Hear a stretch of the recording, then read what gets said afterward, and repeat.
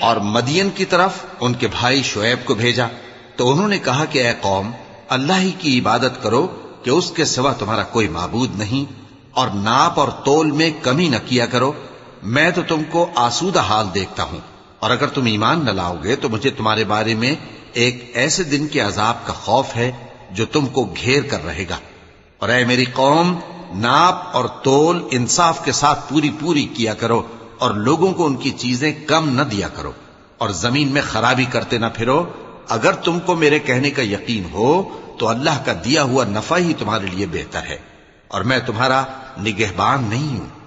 انہوں نے کہا، اے شعیب، کیا تمہاری نماز تمہیں یہ سکھاتی ہے کہ جن کو ہمارے باپ دادا پوجتے آئے ہیں ہم ان کو ترک کر دیں، یا اپنے مال میں تصرف کرنا چاہیں تو نہ کریں؟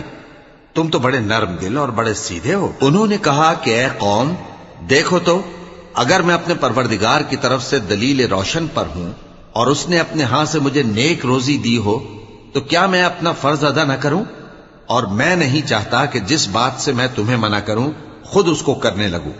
میں تو جہاں تک مجھ سے ہو سکے تمہارے معاملات کی اصلاح چاہتا ہوں، اور اس بارے میں مجھے توفیق کا ملنا اللہ ہی کے فضل سے ہے۔ میں اسی پر بھروسہ رکھتا ہوں اور اسی کی طرف رجوع کرتا ہوں۔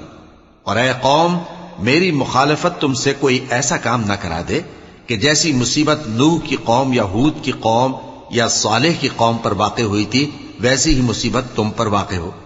اور لوط کی قوم کا زمانہ تو تم سے کچھ دور نہیں۔ اور اپنے پروردگار سے بخشش مانگو اور اس کے آگے توبہ کرو، بے شک میرا پروردگار بڑا مہربان ہے، بہت محبت کرنے والا ہے۔ انہوں نے کہا کہ شعیب، تمہاری بہت سی باتیں ہماری سمجھ میں نہیں آتی، اور ہم دیکھتے ہیں کہ تم ہم میں کمزور بھی ہو، اور اگر تمہارے بھائی بند نہ ہوتے تو ہم تم کو سنسار کر دیتے، اور تم ہم پر کسی طرح بھی غالب نہیں ہو۔ انہوں نے کہا کہ اے قوم، کیا میرے بھائی بندوں کا دباؤ تم پر اللہ سے زیادہ ہے، اور اس کو تم نے پیٹھ پیچھے ڈال رکھا ہے؟ میرا پروردگار تو تمہارے سب اعمال کا احاطہ کیے ہوئے ہے۔ اور اے قوم، تم اپنی جگہ کام کیے جاؤ، میں اپنی جگہ کام کیے جاتا ہوں۔ تم کو ان قریب معلوم ہو جائے گا کہ رسوا کرنے والا عذاب کس پر آتا ہے اور جھوٹا کون ہے، اور تم بھی انتظار کرو، میں بھی تمہارے ساتھ انتظار کرتا ہوں۔ اور جب ہمارا حکم آ پہنچا تو ہم نے شعیب کو اور جو لوگ ان کے ساتھ ایمان لائے تھے ان کو تو اپنی رحمت سے بچا لیا، اور جو ظالم تھے ان کو چنگھاڑ نے آ دبوچا، تو وہ اپنے گھروں میں اوندھے پڑے رہ گئے، گویا ان میں کبھی بسے ہی نہ تھے۔